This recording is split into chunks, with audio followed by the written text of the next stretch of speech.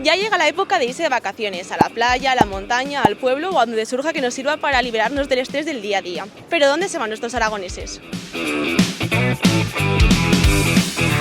Bueno, este verano a Cádiz me voy a ir. Ay, pues no lo sé todavía, si te digo la verdad, o no tengo destino. De safari a Kenia, Tanzania y Zanzíbar. Yo me voy a Bulgaria, a Viena, ¿dónde más me iba que no me acuerdo? A Praga, a Portugal. Y ahora me voy al pueblo de Épila.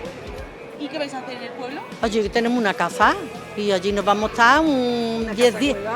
Cueva que se está muy fresquito. Pues yo a Jaca, a la montaña. Yo me voy a la playa, a Tarragona. El año pasado estuvimos en las vacaciones que teníamos mucho tiempo esperando.